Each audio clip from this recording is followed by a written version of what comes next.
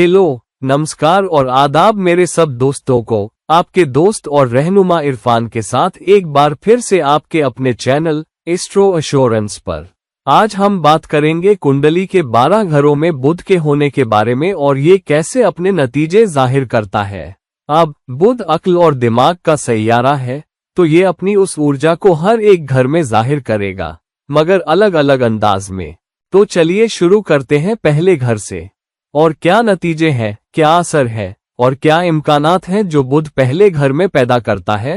अब पहला घर हमारी अक्ल, हमारी सोचने की सलाहियत और ये भी कि हम फैसले कैसे करते हैं, ये सब दिखाता है।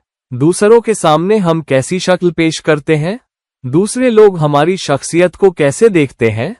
तो हाँ, लग्न में एक मजबूत बुध जहां उसे दिशा का बल भी मिलता है, यहाँ ये सैयारा अपनी पूरी ताकत दिखाएगा, जिससे इंसान बड़ा तेज तर्रार, होशियार, फैसले लेने में तेज मगर सोच समझ के लेने वाला दिखेगा। और फैसले सोचे समझे होंगे, अमली होंगे, नाप तोल के होंगे। और इसलिए एक नाप तोल करने वाला इंसान, एक होशियार इंसान, एक चालाक इंसान, एक नो नॉनसेंस इंसान है। ये बिरले ही ये इंसान जज्बात में बहता है या हमदर्दी में बहता है। जब वो किसी के लिए अफसोस महसूस कर रहा होता है और उसके लिए कुछ करना चाहता है, तब भी वो अपने पास मौजूद रास्तों को नापेगा कि जो मदद वो दे रहा है उससे दूसरा इंसान क्या करेगा, और ये भी गहराई से सोचेगा कि वो इंसान बुरे वक्त में क्यों फंसा। तो जब आप लग्न में बुध वाले इंसान के पास जाते हो और उसे अपनी दुख भरी कहानी सुनाते हो, तो सबसे पहले वो यही कहेगा या आपसे पूछेगा, तुमने ऐसा क्यों किया, तुम जिंदगी में इस हालात तक क्यों पहुंच गए, तुमने जिंदगी में गलत फैसले किए, तो मैं क्यों जिम्मेदार हूं तुम्हारी मदद करने के लिए। तो ऐसा अंदाज सबसे पहले देखने को मिलेगा ऐसे लोगों में। हालांकि ऐसे लोगों का दिल भी नर्म होता है, बच्चों जैसा दिल होता है, क्योंकि बुध को एक बच्चा सैयारा भी माना जाता है जो बहुत ही नन्हा है। तो उत्साह है, अक्ल है, हाजिर जवाबी भी है। तो लग्न में बुध के साथ फैसले इसी पर आधारित होंगे। एक बहुत अमली इंसान जो अपने फैसले नापेगा, जो अपनी बातें नापेगा। एक गैर पाबंद इंसान जहां वो किसी वादे के लिए तैयार नहीं होता, मगर अगर वादा कर ले तो कोशिश करेगा कि अपने वादे पर, अपनी बात पर खरा उतरे। एक बुध वाले इंसान के लिए बातें अहम होती है और इसलिए वो अपनी बात पर, अपने वादे पर जितना हो सके खरा उतरेगा, मगर वादा करने से डरेगा जब तक उसे पूरा यकीन न हो। अमली तजुर्बा अहम होगा, अंक अहम होंगे और अमली पहलू अहम होगा जब लग्न में बुध ऐसे इंसान से फैसले करवाता है। तो कुल मिलाकर तेजी, अक्लमंदी, चालाकी, मगर दूसरे लोगों से खबरदार रहना भी, क्योंकि ऐसे लोग कभी कभी बहुत ही चालाक और दूसरों के लिए थोड़े घमंडी और अकड़ू भी लग सकते हैं। जहां लग्न में बुध वाला इंसान अपने चुनाव नाप रहा होता है, वहीं दूसरा इंसान ये महसूस कर सकता है कि ये इंसान बहुत घमंडी है, बहुत अकड़ू है। क्या मुझे इस इंसान से पल्ला भी पड़ना चाहिए, क्योंकि लगता है ये मुझ में निकाल रहा है। शायद ये मेरी मदद नहीं करना चाहता, शायद ये बहुत अकड़ू है, मदद नहीं करना चाहता। हालांकि लग्न में बुध वाला इंसान सिर्फ अपने चुनाव नाप रहा होता है, दूसरे इंसान की परख नहीं कर रहा होता। तो दिमाग में बातों का एक मेल जोल चल रहा होता है और इसीलिए लग्न में बुध वाले कभी कभी गलत समझे जाते हैं, क्योंकि वो बहुत ज्यादा चालाक लग सकते हैं।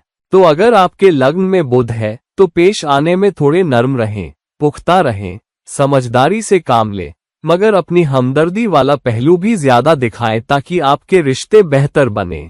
दूसरे घर में बुध वाले इंसान के साथ, दूसरे घर में बुध एक बहुत नाप तोल करने वाला खानदानी इंसान होता है, तो दूसरा घर खानदान का घर है जिसमें आपका। तो अमूमन ये इंसान एक ऐसा इंसान बनना चाहेगा जो खानदान के उसूलों और कदरों को अपने साथ लेके चलता है। हालांकि बुध के साथ एक बात हमेशा होती है कि ये इंसान बहुत ज्यादा परख करने वाला है। ये सिर्फ बाप के उसूलों या खानदान के उसूलों या बिरादरी के उसूलों या कौम के उसूलों को नहीं उठा लेगा। वो नापेगा, क्या ये लागू होते हैं, क्या ये समझदारी की बात है, क्या इनका कोई मतलब भी बनता है, क्या ये आज के वक्त में, आज की दुनिया में अमली है, क्या मैं, क्या ये सच में मेरे काम आ सकते हैं? दूसरे लोग मुझे कैसे देखेंगे? तो वो खानदान के उसूलों और कदरों को भी बहुत गहराई से परखता है, मगर वो इतना चालाक है कि खानदान के उसूलों के खिलाफ जाने वाला न लगे। तो ये इंसान क्या करेगा? वो उन उसूलों और कदरों को एक कदम आगे ले जाएगा। वो उन्हीं उसूलों और कदरों को नए जमाने के हिसाब से ढालेगा और उन्हें पेश करेगा या दिखाएगा। तो खानदान कभी कभी इस इंसान से उलझ जाता है। तो ये क्या कर रहा है? हालांकि दूसरे घर में बुध वाला ये इंसान इतना समझदार होता है कि खानदान को ये समझा सके कि मैं खानदान के उसूलों से अलग कुछ नहीं कर रहा हूँ। ये सिर्फ उन उसूलों और कदरों को नए जमाने के लिए तैयार करने का एक कुदरती तरीका है। तो वो अपनी समझाने की कुव्वत, अपनी जबान की सलाहियत, अपनी अक्ल से समझा लेता है और खानदान भी ठंडा पड़ जाता है। हालांकि वो पूरी तरह कायल नहीं होते। तो एक खानदानी कदरों वाला इंसान मगर अक्ल और अमली उसूलों और कदरों की गजब की सलाहियत रखता है। तो वो खानदान की परंपरा के उन उसूलों और कदरों में से जो कई परतों से गुजर के आए हैं कुछ उठा सकता है और उन्हें चुन सकता है जो उसे लगता है कि नए जमाने में काम आएंगे। ये इंसान अंकों में बहुत तेज होता है, अपनी कमाई में बहुत तेज होता है और बचत में बहुत तेज होता है, क्योंकि दूसरा घर पैसे, कमाई और बचत का घर है। तो ये इंसान निवेश करने के बजाय बचत करने वाला इंसान ज्यादा है। तो वहां भी अगर निवेश होते हैं तो निवेश शायद हमेशा कई गुना न बढ़े।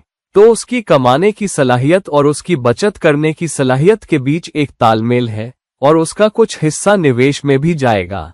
सब कुछ बहुत अच्छा नहीं जाएगा, मगर एक हिस्सा बचत पर जोर देने वाला होगा जिसे बिना नुकसान के जल्दी नकद किया जा सके।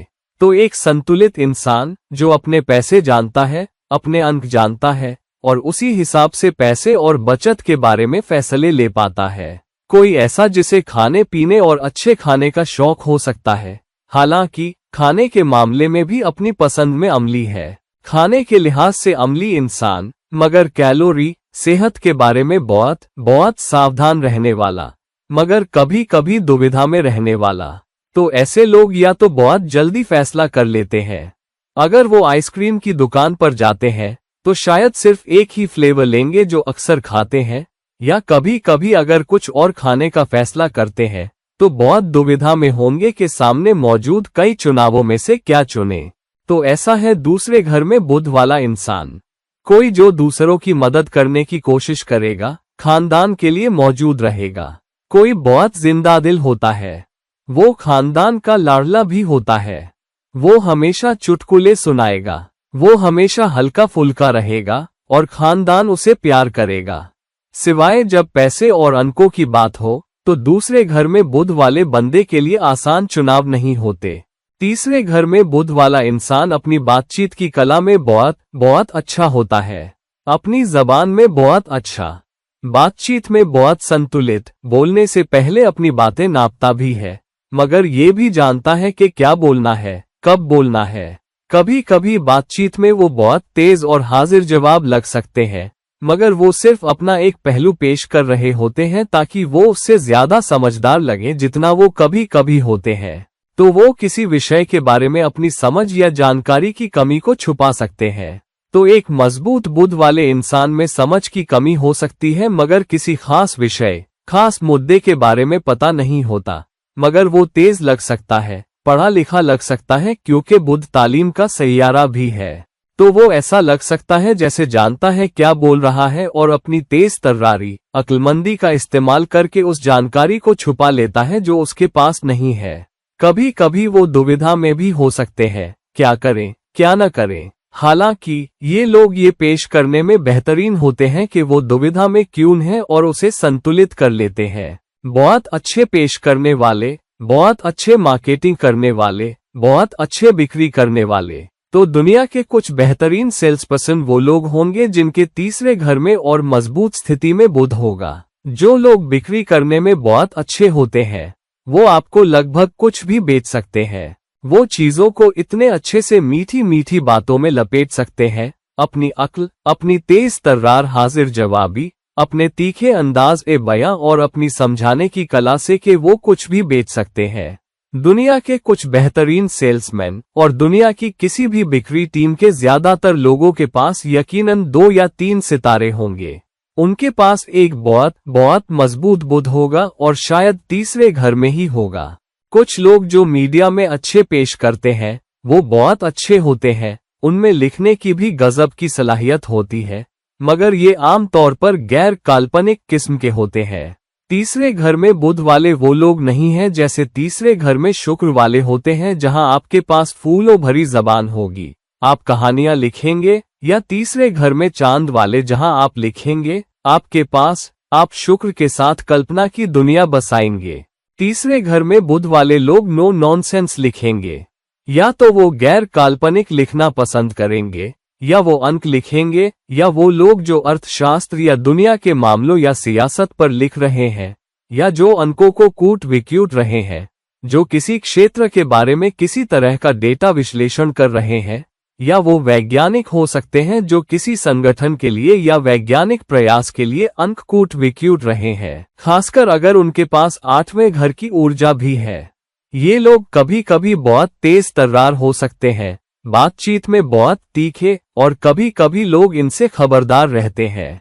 और इसलिए तीसरे घर में बुध वाले इंसान को सलाह दी जाती है कि अपनी सोचने की रफ्तार को भी थोड़ा धीमा करें और दूसरे लोगों पर बहुत हावी होने वाले न लगें, खासकर हावी होना अगर दूसरा इंसान बहुत प्रतिभावान न हो। एक चीज जो बुध वाले लोगों में सिंह या मंगल वाले लोगों से ज्यादा कमी होती है वो है अपनी सलाहियत पर पूरा भरोसा न होना।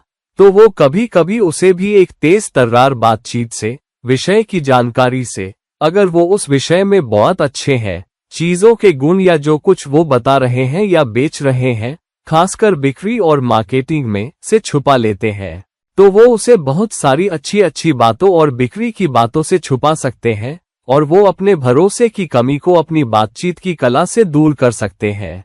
और इसलिए कभी कभी तीसरे घर में बुध आपको धीरे धीरे संगठन के ऊंचे मुकाम तक ले जा सकता है। और इसलिए आमतौर पर आपको ऐसे लोग नहीं मिलेंगे, खासकर जो बिक्री और मार्केटिंग वाले या ब्रांडिंग वाले लोग हैं, जो संगठन में आसानी से ऊंचे मुकाम तक पहुंच सकते हैं। ये लोग पड़ोस में भी बहुत आसानी से दोस्त बना सकते हैं, पड़ोसी इनसे खुश रहेंगे, पड़ोसियों को भी ये लोग अमली और नो नॉनसेंस लगेंगे। और ये लोग अपनी जड़ें पहले स्थानीय स्तर पर ज्यादा फैलाएंगे, क्योंकि तीसरा घर दुनिया भर के बजाय पड़ोस को भी दिखाता है। तो धीरे धीरे बाहर निकलना, पहले स्थानीय रूप से जाने पहचाने लोग होंगे, और वो धीरे धीरे नेटवर्क बनाएंगे और फिर बाहर निकलेंगे। तो तीसरे घर में बुध एक मजबूत स्थिति है और एक कामयाब स्थिति है अगर आप अपनी चालाकी, अपनी अक्ल और अपनी बातचीत के बीच नर्म और ज्यादा हमदर्द होने के साथ संतुलन बनाना जानते हैं। चौथे घर में बुध एक ऐसा इंसान है जो जानता है कि पैसा कहाँ जा रहा है और कहाँ नहीं जा रहा। जब वो अपनी गाड़ियां खरीदते हैं, जब वो अपने कपड़े खरीदते हैं, जब वो जेवर खरीदते हैं, सब कुछ आखिरी पैसे तक हिसाब से होगा। अगर वो घर खरीद रहे हैं तो शायद वो ऐसे नहीं होंगे जो फिजूल खर्ची करना चाहें। उनका जायका निखरा हुआ होगा, मगर सादा होगा। उनका जायका शायद उतना अमीराना न हो जितना शुक्र वाले लोगों का होता है। तो बड़े शानदार घर, सोने की कुर्सियां या सोने के पर्दे चौथे घर में बुध वाले इंसान के नहीं होते। आमतौर पर उनकी पसंद सादी होगी। कभी कभी पूरा घर शायद सफेद रंग का होगा और जायके में बहुत सादा होगा, मगर घर बहुत व्यवस्थित होगा, बहुत साफ सुथरा होगा, बहुत उपयोगी होगा। कोई चीज बेजा नहीं होगी, कोई चीज सिर्फ सजावट के लिए नहीं होगी। हर चीज उपयोगी होगी, हर चीज अमली होगी, हर चीज अच्छे जायके की होगी, भले ही अमीराना जायके की ना हो। और बुध का घर, साथ ही गाड़ी, एक ऐसी चीज है जो एक बहुत अमली चुनाव होता है। वो घर कहाँ खरीदते हैं, किस सोसाइटी में खरीदते हैं, किस बिरादरी के साथ घर खरीदते हैं, या किस बिल्डर के साथ निवेश करते हैं, हमेशा ही एक हिसाब किताब वाली चीज होती है। फैसला करने से पहले वो कई विकल्प नापेंगे, वो वर्ग फुट नापेंगे, वो वास्तु नापेंगे, वो ऑफिस से नजदीकी नापेंगे, वो नापेंगे कि ऑफिस की दूरी पर उन्हें कितना पैसा खर्च करना पड़ेगा। ये सब घर खरीदने या जायदाद में निवेश करने के फैसले से पहले ध्यान में रखा जाएगा। हम देखेंगे ये लोग वो भी हो सकते हैं जिनके पास एक से ज्यादा जायदादें हों, क्योंकि वो रहते नहीं। मकसद बड़े बड़े घरों में रहना नहीं होता। उनके पास एक घर होगा जो उपयोगी होगा, जो अमली होगा, और बाकी पैसा निवेश में चला जाएगा। और ये जायदादों में निवेश करने और फिर भी अच्छी जिंदगी, आरामदेह जिंदगी जीने के बीच का मेल जोल होगा। मगर ये लोग ऐशो आराम पसंद नहीं होते। ये अमली, सादे जायके वाले, अच्छे जायके वाले लोग हैं जो फिजूल खर्ची नहीं करेंगे मगर हर पैसे का हिसाब रख पाएंगे। ऐसे लोग अपने जीवन साथी और माँ के बीच भी बहुत अच्छी तरह तालमेल बिठा पाएंगे। वो कभी नहीं पकड़े जाएंगे, या शायद ही कभी गलत पांव पकड़े जाएं। ये कहना मुश्किल है कि एक आदमी पकड़ा जा सकता है, आप जानते हैं। बस चौथे घर में बुध होने की वजह से वो शायद अपनी औरतों के साथ गलत पांव न पकड़ा जाए। औरतें उसके लिए बहुत समझदार होती हैं। और चौथे घर में बुध उन्हें ऐसा इंसान भी बनाएगा जो ये भी नापेगा कि वो अपने घर में कितना खर्च कर रहे हैं। ये प्रतिशत वाले लोग होते हैं।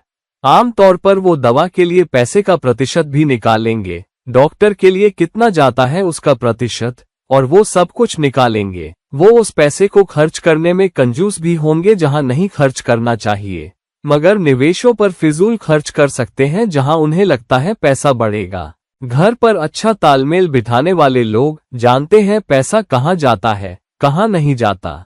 हालांकि वो कभी कभी बहुत ज्यादा परख करने वाले और घर के लोगों के बारे में शिकायत करने वाले हो जाते हैं। वो चाहते हैं कि सब कुछ व्यवस्थित रहे। वो कामयाबी के दीवाने हो सकते हैं। तो बच्चों से सब कुछ बिल्कुल सही करने को कहना, साफ सुथरा करने को कहना, और घर के दूसरे लोगों से, यहाँ तक के बड़ों से भी कायदे कानून मानने और घर को साफ सुथरा और पूरी तरह व्यवस्थित रखने की उम्मीद करना, और कोई चीज बेजा नहीं होनी चाहिए। तो कभी कभी वो लोगों को गलत तरीके से टोकते हैं, इसलिए उन्हें इस बारे में सावधान रहना चाहिए। पांचवें घर में बुध यकीनन एक बहुत मजबूत निवेश करने वाला इंसान है। ये लोग स्टॉक्स में, शेयरों में निवेश करने में बहुत तेज होते हैं। उन्हें अंक उंगलियों पर याद होंगे।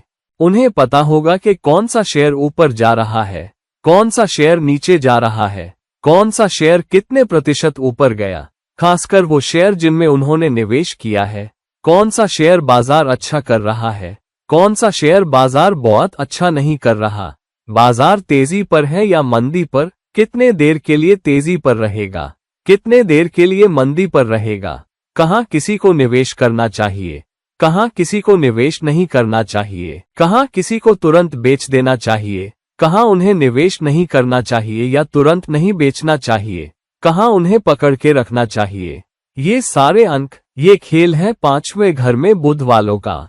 मजबूत निवेश बैंकर, दौलत प्रबंधन के जानकार, बहुत अच्छे हिसाब लगाने वाले, चार्टर्ड अकाउंटेंट, और यहां तक के बैंकर भी इस स्थिति में देखे जा सकते हैं। निवेश के दीवाने, कभी कभी ये लोग दूसरे खर्चों में कंजूस होंगे, मगर इन लोगों का दिल बड़ा होगा। जहां जोखिम उठाने की बात होगी तो वो हर चीज का हिसाब लगाएंगे। उनके पास उनके अंक होंगे, उनका दिमाग हमेशा हिसाब लगाता रहता है, मगर जोखिम उठाने के लिए उनका दिल तीसरे या चौथे घर में बुध वाले से बड़ा होगा। और इसलिए ये लोग भी बहुत पैसा कमाते हैं। उन्हें पता होता है पैसा कहाँ है, और वो इस खेल में दूसरे घरों के बुध वालों को मात दे देंगे। पांचवें घर में बुध एक चालाक निवेशक है। वो पोर्टफोलियो के बीच तालमेल बिठाएगा। ज्यादातर पैसा सुरक्षित खातों में होगा, मगर जोखिम वाले खातों में भी होगा, लेकिन हिसाब किताब वाले, नाप तोल वाले। तो जिसके पास मजबूत बुध नहीं है, वो शायद समझ न पाए कि ये इंसान ऐसे फैसले कैसे ले रहा है। हालांकि अगर आपके पास वैसा ही दिमाग है, तो आप समझ पाएंगे कि जोखिम उठाने वाला फैसला कहां से आ रहा है। इस इंसान के दिमाग में कितना डेटा विश्लेषण, अंकों की कूट विक्यूट हुई है। ये लोग तालीम में बेहद अच्छे होते हैं। उनके पास उस विषय से जुड़ी ऊंची डिग्रियां भी होंगी। अगर उनके पास ऊंची डिग्रियां न भी हो, मिसाल के तौर पर शेयर बाजार में निवेश कैसे करें, तजुर्बे की बिना पर, बहुत तेज होने की बिना पर, चीजों को बहुत जल्दी पकड़ लेने की बिना पर, वो खेल की कला जान जाएंगे और उसी हिसाब से पैसा निवेश कर पाएंगे। वो लोग होंगे जो ये भी बहुत नाप तोल करेंगे कि वो किससे प्यार में पड़ते हैं, उनका साथी कौन होगा, क्योंकि वो अपने प्यार के मामलों में ज्यादा अमली होने के बारे में भी सोचते हैं। उन्हें अपना दिल टूटना पसंद नहीं।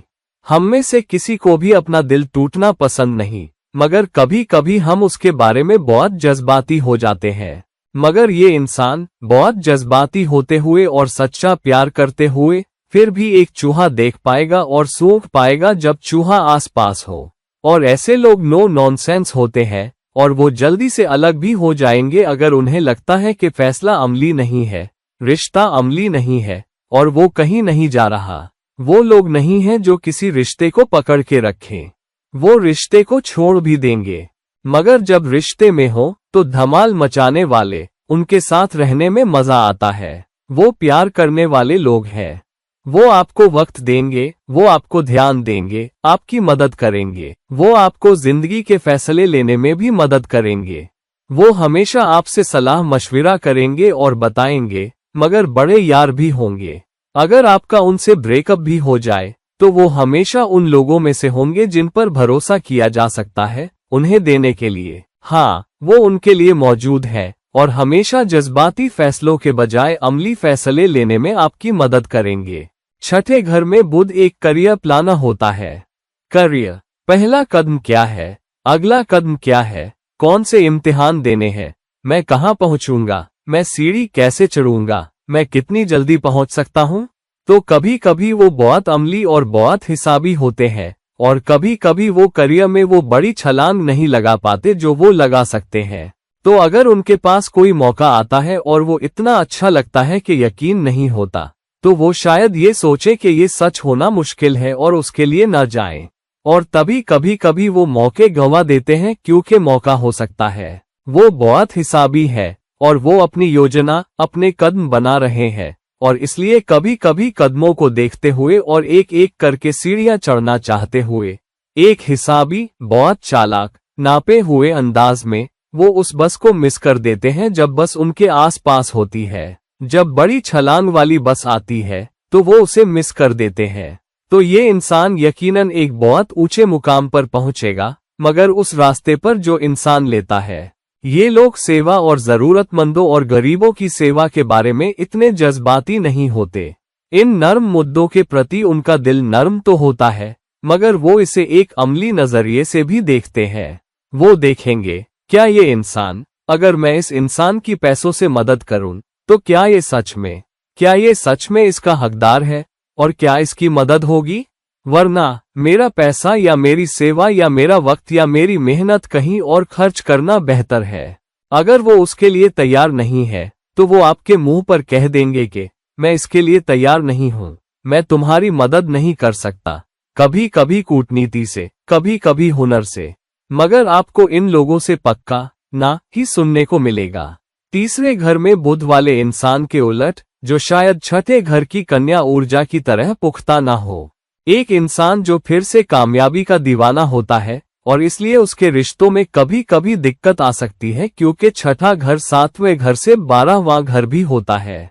तो कभी कभी जीवन साथी के साथ वो बहुत परख करने वाले, बहुत कामयाबी के दीवाने, जीवन साथी से बहुत उम्मीदें रखने वाले होते हैं। और क्योंकि वो जीवन साथी से ज्यादा अमली होते हैं जो शायद ज्यादा जज्बाती हो, तो कभी कभी वो जीवन साथी को सिर्फ शिकायत करने, कामयाबी के दीवानेपन, जिंदगी के नापे तुले अंदाज से दूर करने का खतरा उठाते हैं, ना कि हल्के फुल्के, जगह देने वाले, मजेदार रिश्ते और साथ वाले अंदाज से। बहुत अच्छा करने के लिए बुध छठे घर में ऊंचा हो जाता है तो वो शिखर पर पहुंचेंगे। वो बहुत अच्छा करेंगे, वो कारोबार में बहुत अच्छा करेंगे, वो नौकरी में बहुत अच्छा करेंगे, वो मुकाबले में बहुत अच्छा करेंगे, वो ऊंची डिग्रियां हासिल करेंगे, वो दूसरी राशियों से ज्यादा मुकाबले वाले इम्तिहानों की तैयारी करेंगे और पास होंगे। हालांकि फिर भी सफर धीमा होगा, सफर अमली होगा, उनका सफर हिसाबी होगा और धीरे धीरे वो रैंकों में ऊपर उठेंगे और आखिर में अपने मुकाम पर पहुंचेंगे। तो मजबूत स्थिति, नतीजे पर केंद्रित स्थिति, एक कामयाब स्थिति, मगर वो स्थिति नहीं जो बहुत बड़ी, शानदार दुनियावी कामयाबी वाली स्थिति हो। बहुत कम लोग होंगे जिनके छठे घर में बुध उस मुकाम तक पहुंच पाएंगे जब तक कि और राजयोग न हो और बहुत मजबूत सैयारे न हो जो इस प्रक्रिया में छठे घर में बुध की मदद कर रहे हों। सातवें घर में बुध एक शुद्ध कारोबारी इंसान है। वो करियर वाला इंसान नहीं है जैसे छठे घर में बुध वाला। ये इंसान अपने अंक जानता है, मगर ये भी जानता है कि पैसा कहाँ से आएगा। साझेदारियों में, जुड़ावों में वो जोखिम फैलाएगा, मगर इतना अमली भी होगा कि साझेदारी तोड़ दे जब वो देखता है कि अकेले जाना बेहतर है। एक इंसान जो जोखिम फैलाना चाहता है और शुरू में यही अमली है, मगर ये भी जानता है कि बड़ी छलांग कहाँ लेनी है, बड़ी कूद कहाँ लगानी है और बाजार का हिस्सा कहाँ हड़पना है। मार्केटिंग के जबरदस्त दम पर, बातचीत के जबरदस्त दम पर, ब्रांडिंग के जबरदस्त निर्माण पर, अपनी औद्योगिक सलाहियत के जबरदस्त दम पर, अपनी कारोबारी समझ और निवेश की समझ के दम पर जानता है पैसा कहां से आकर्षित करना है। बड़ी तादाद में लोगों से आसानी से फाइनेंस हासिल कर सकता है। छठे घर में बुध शायद वो इंसान हो जो कर्ज लेता है। सातवें घर में वो इंसान है जो निवेश लाता है और फिर अपने फायदे के लिए उस निवेश का ज्यादा फायदा उठाता है। बुध का कारोबार में उठना पक्का है अगर बुध मजबूत हो और किसी योग में हो। सातवें घर में बुध के साथ मसला ये है कि वो अपनी दिशा का बल खो देता है, इसलिए ज्यादा मेहनत, ज्यादा हिसाबी ऊर्जा चाहिए और दूसरे शुभ ग्रहों की ज्यादा मदद चाहिए। मिल में सूरज हो, राहु हो, आमतौर पर सातवें घर में बुध के साथ कारोबारी सलाहियत और कारोबारी कामयाबी के लिए अचानक और तेज छलांग के लिए इनकी जरूरत होती है। ये लोग बड़े साथी होते हैं, मगर कभी कभी बहुत अमली साथी होते हैं, जिसका मतलब है कि वो आपको भी काफी जगह देंगे और उन्हें भी अपने वक्त, अपने कारोबार के लिए जगह चाहिए होगी। तो बहुत मेहनती, ज्यादातर वक्त काम पर बिताना चाहता है और इस कारोबार में निवेश करना चाहता है और उसके पास इस इंसान के साथ रिश्ते के लिए कम वक्त होता है। अगर मिल में शुक्र आ जाए और चांद आ जाए तो इसका उल्टा होगा। हो सकता है जब वो कारोबार में हो उनके दिमाग का कुछ हिस्सा हमेशा घर पर भी हो, मगर ऐसा कम ही होता है। ऐसे लोग सौदेबाजी के नजरिए से बड़े कारोबारी होते हैं। सबसे अच्छे सौदे, सबसे अच्छी बातचीत सातवें घर में बुध वाले करते हैं, खासकर क्योंकि लग्न पर नजर रखते हुए वो सामने वाले दूसरे इंसान को बहुत जल्दी चालाकी से समझ लेते हैं। वो लगभग मन पढ़ने वालों की तरह भी होते हैं, क्योंकि वो समझ जाते हैं कि आपके दिमाग में क्या चल रहा है या आप आगे क्या कहने वाले हैं या आगे क्या करने वाले हैं। तो कभी कभी वो आपसे पहले ही जानकर और कदम उठाकर आपसे आगे निकल सकते हैं और इसलिए कभी कभी मुकाबला हमेशा सातवें घर में बुध वाले इंसान से एक कदम पीछे लगता है। आठवें घर में बुध को आमतौर पर अच्छा माना जाता है, हालांकि ये दुष्टान में है। कहा जाता है कि अगर ये किसी दूसरे शुभ ग्रह के साथ हो तो बहुत अच्छा बर्ताव करता है। बुध किसी पापी ग्रह के साथ जैसे शनि या राहु, हालांकि ये एक मित्र ग्रह है, बस रुकावटों और उथल पुथल का रंग चढ़ा सकता है जो आ सकती है, क्योंकि फिर आपकी हिसाब लगाने की सलाहियत थोड़ी कम हो सकती है जब आप अपनी चुनौतियों और उथल पुथल का सामना कर रहे हों। मगर यहाँ आप लोगों की या दूसरों की चुनौतियों से निपटने में बहुत अच्छे हो सकते हैं और इसीलिए जो लोग बहुत अच्छे डॉक्टर हो सकते हैं, जो सबसे भयानक इमरजेंसी में भी किसी इंसान की देखभाल कर सकते हैं और फिर भी उस इंसान को मौत के मुंह से बाहर निकाल सकते हैं, वो लोग होते हैं जिनके आठवें घर में मजबूत बुध होता है। खासकर अगर मंगल या केतु का साथ हो तो वो बहुत अच्छे सर्जन हो सकते हैं। सर्जरी में सटीकता से काम करने की सलाहियत, सटीक चीरा लगाने की सलाहियत। सबसे अच्छे डॉक्टर, सबसे अच्छे सर्जन आठवें घर में बुध के होने से आ सकते हैं, अगर उन्हें दूसरे ग्रहों का साथ मिले जैसे मंगल या केतु या शनि भी। हालांकि आठवें घर में बुध के साथ उनके निवेशों, उनके अंकों और उनके पैसे में भी उतार चढ़ाव आते रहते हैं और इसलिए कई बार वो दूसरे लोगों के पैसे के साथ काम करते या दूसरे लोगों के पैसे का प्रबंधन करते हुए या तो टैक्स या हिसाब किताब या बीमा या बैंकिंग या फाइनेंस प्रबंधन या दूसरे लोगों के पैसे का ऑडिट करते हुए अपना काम खत्म करते हैं। वित्तीय संस्थानों, बैंकों, क्वालिटी कंट्रोल, फाइनेंस टीमों में लोग, दूसरे लोग 8वें घर में बुध वाले लोग, ये लोग रिसर्च में बेहद अच्छे हो सकते हैं अगर रिसर्च डेटा पर आधारित हो। अगर आप उन्हें ये जानने के लिए कुछ अंक दें कि ज्वालामुखी कब फटेगा, या सुनामी कब आ सकती है, या समाज में कोई उथल पुथल या बीमारी कब फैल सकती है, तो ये लोग अंकों में बहुत अच्छे हो सकते हैं। वो दूसरों से बेहतर भविष्यवाणी कर सकते हैं और इसलिए सबसे ज्यादा रिसर्च उन्मुख और सबसे ज्यादा आपदा प्रबंधन टीमों में वो लोग होंगे जिनके 8वें घर में मजबूत बुध है। ये लोग वो भी है क्योंकि बुध दूसरे घर पर नजर रखता है, तो जब वो 8वें घर में है उनका ध्यान कमाई और पैसे पर भी है। तो जब वो दूसरे लोगों के पैसे का प्रबंधन कर रहे होते हैं तो वो अपने हिस्से का टुकड़ा भी चाहते हैं।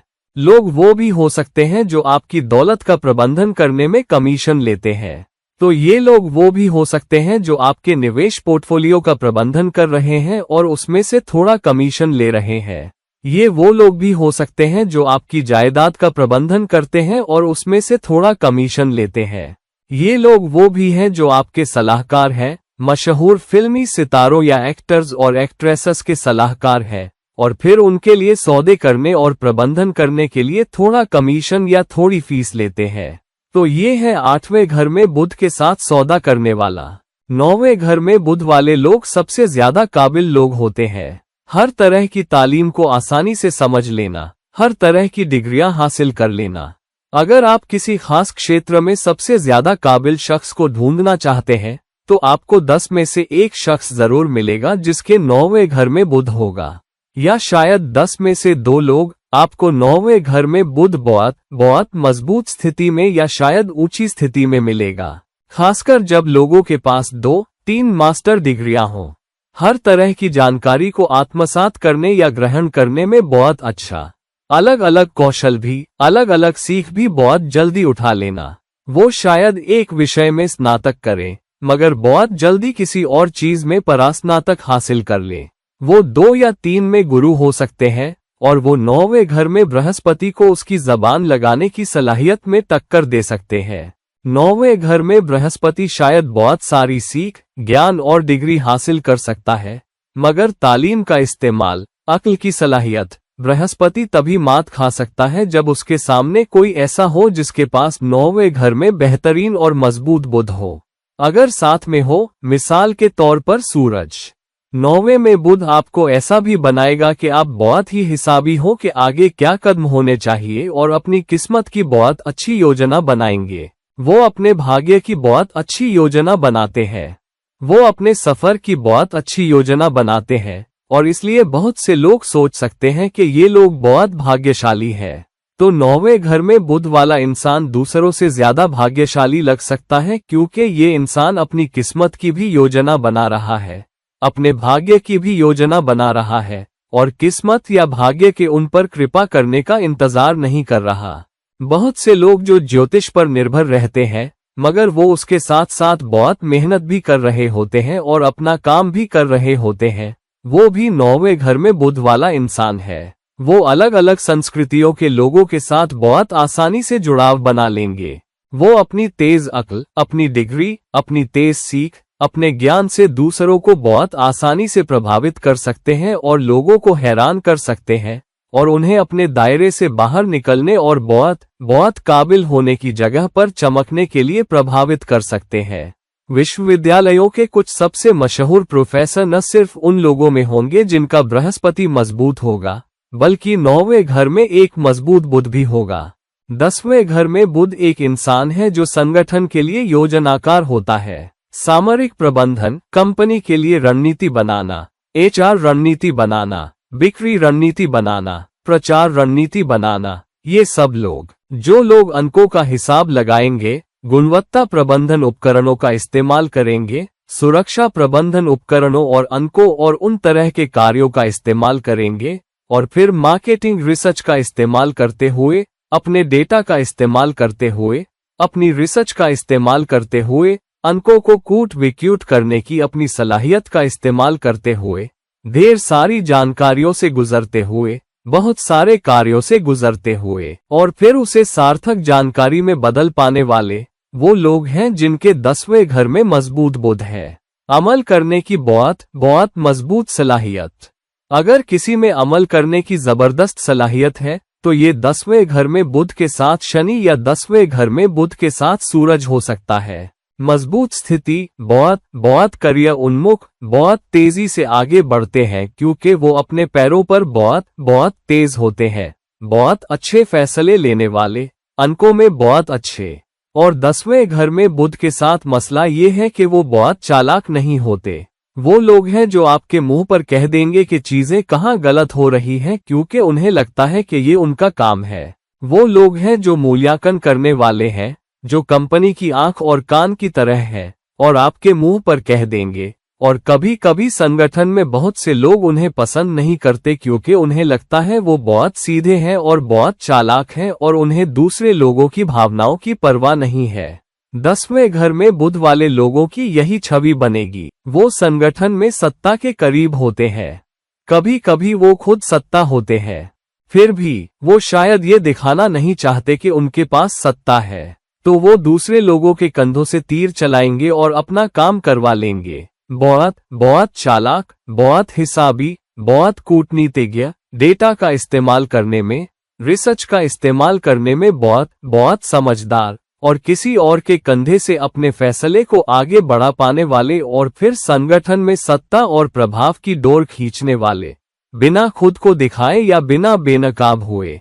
तो अगर आप सच में जानना चाहते हैं कि कंपनी में असली सत्ता किसके पास है तो वो 10वें घर में बुध वाले के पास होगी, शायद सीईओ या प्रबंध निदेशक के पास भी नहीं। 11वें घर में बुध एक इंसान है जो बड़ी तादाद में लोगों को संभाल पाएगा और उन्हें सिर्फ अपने दम पर नहीं संभालेगा जैसा कि 11वें घर में सूरज करेगा। यहाँ तक कि 11वें में शुक्र भी संभाल लेगा या 11वें में मंगल की ऊर्जा से। ये सिर्फ लोगों की नब्ज पहचान कर होता है। तो 11वें घर में बुध लोगों की नब्ज भांप लेगा, समझ जाएगा कि लोगों को असल में क्या चलाता है, किसी खास वक्त पर लोगों को क्या चला रहा है।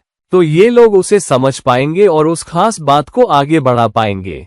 तो अगर संगठन के कर्मचारी ज्यादा स्थिरता की तलाश में है तो 11वें घर में बुध वाला एक बहुत चालाक एचआर मैनेजर के तौर पर वो उसे भिक्षा के रूप में पेश कर पाएगा, वो उसे मुआवजे के रूप में पेश कर पाएगा, भले ही उस इंसान की कीमत पर कभी कभी इंसान को शायद पता न चले। तो टीम की नब्ज क्या है, इंसान की नब्ज क्या है, फैसले लेने के लिए समाज की नब्ज क्या है, ये जानना ऐसे इंसान का काम है। संगठन की नब्ज क्या है, ज्यादातर लोगों की, और फिर उसी के मुताबिक पहल शुरू करना, ये 11वें घर में बुध के साथ है। जनता क्या मनोरंजन के तौर पर, सामग्री के तौर पर देखना चाहती है, ये जानना वो तेज निर्माता या निर्देशक है जो उस तरह की फिल्म बनाएगा और फिर बस उसी का अनुसरण करेगा जो खास वक्त पर दुनिया में चल रहा है। आप सोचते हैं कुछ चीजें चलेंगी, मगर एक इंसान होगा जिसके 11वें घर में बहुत बहुत मजबूत बुध होगा जो भांप लेगा कि नब्ज बदल रही है, लहर बदल रही है, और वो इंसान रास्ता तोड़ने वाला, पहले हरकत करने वाला, पहला रास्ता तोड़ने वाला होगा जो उद्योग में कुछ भी लेकर आएगा, चाहे फिल्म उद्योग में या निर्माण उद्योग में या टेक्नोलॉजी में। वो लोग रास्ता तोड़ने वाली रणनीतियां, रास्ता तोड़ने वाले नए तरीके लेकर आएंगे, वो नए सॉप्स तोड़ेंगे। वो 11वें घर में बुध वाले लोग होंगे। मजबूत समाज उन्मुख लोग, समस्या हल करने वाले, समस्या का हल लाने वाले, उन समस्याओं को हल करने में हमारी मदद करें। बड़ी तादाद में लोगों के साथ काम करना और उनकी मदद करना, बड़ी तादाद को संभालना जानना, जज्बातों का इस्तेमाल कैसे करना है, अंकों का इस्तेमाल कैसे करना है, कुछ गाजर और छड़ी का इस्तेमाल कैसे करना है, ये 11वें घर में मजबूत बुध वाले लोगों के पास है। ये लोग चाहें तो सबसे मजबूत तानाशाह हो सकते हैं क्योंकि वो लोगों की नब्ज इतनी अच्छी तरह जानते हैं और उसका इस्तेमाल कर सकते हैं। कभी कभी वो जज्बाती रास्ते पर न जाने के लिए बहुत अमली होते हैं और इसलिए आप पाएंगे कि ये लोग बेनकाब नहीं होंगे। तो दुनिया के सबसे ताकतवर लोग वो नहीं होंगे जो 11वें घर में बुध के साथ आसानी से देखे जा सकते हैं। ये सबसे मजबूत ताकतें होंगी मगर पीछे जो फैसले ले रहे हैं, ना कि वो इंसान जो कुर्सी पर बैठा दिखता है। सबसे अच्छा है कि 11वें घर में बुध वाले से सबसे अच्छी दोस्ती करो, 10वें घर में बुध वाले से ज्यादा, क्योंकि ऐसे लोग असली ताकत होते हैं। 10वें घर में बुध वाले से ज्यादा ताकतवर। हालांकि 10वें घर में बुध भी एक मजबूत ताकतवर इंसान है, मगर जनता उन्मुख ताकत जो 11वें घर में बुध के पास है, वो किसी और का दावा नहीं कर सकता कि उसके पास है। अगर आपके पास 11वें घर में बुध और सूरज दोनों एक साथ हैं, और आमतौर पर बुध और सूरज बहुत पास होंगे, तो ऐसा इंसान जनता का दुलारा होगा। एक चालाक सियासतदान हो सकता है, आसानी से सियासत की सबसे ऊंची श्रेणियों या किसी भी सूट सत्ता में पहुंच सकता है और फिर लंबे अरसे तक वहां रह सकता है। 12वें घर में बुध कोई ऐसा है जो दूसरे लोगों की जमीनों या दूसरे लोगों के इलाकों, दूसरे लोगों के रास्तों और दूसरे लोगों के क्षेत्रों को जीतने जाता है और कभी कभी ऐसा करते हुए देखा भी नहीं जाता।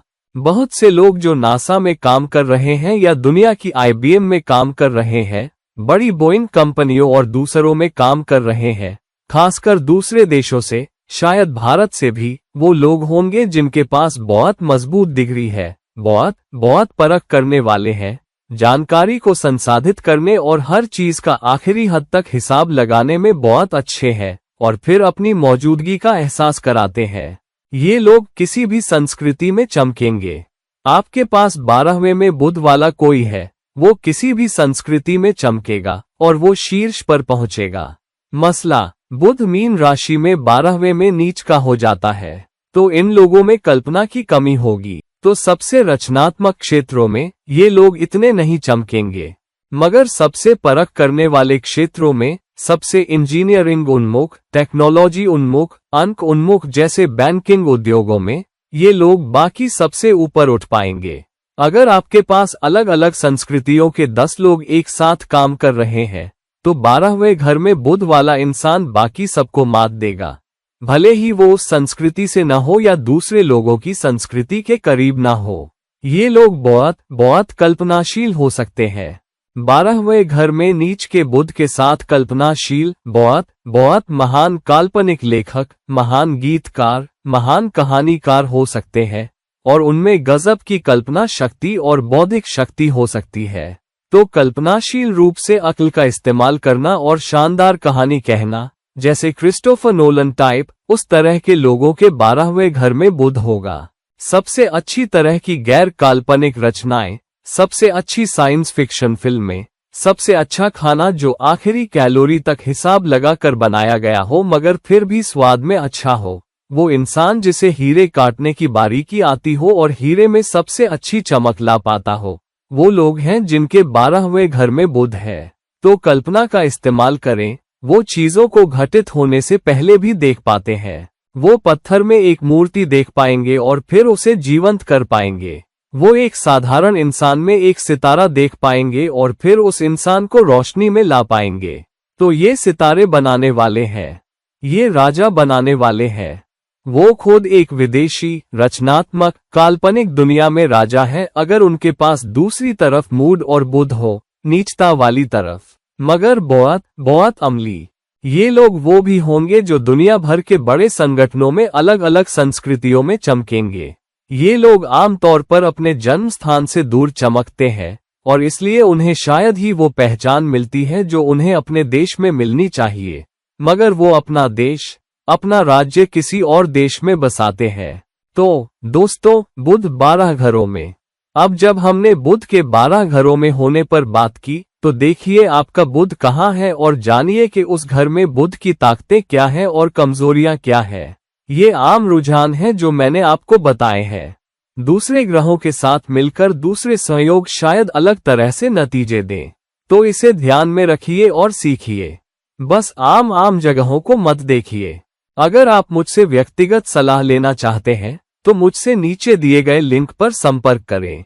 कृपया मेरा वीडियो पसंद करें, कृपया इस वीडियो को शेयर करें और कृपया बेल दबाएं ताकि आपको पता चले कि मेरा नया वीडियो कब आ रहा है। और फिर किसी और वक्त किसी और वीडियो के साथ ये रहे आपके दोस्त, ज्योतिषी और रहनुमा इरफान। आपसे इजाजत चाहता हूँ। नमस्कार।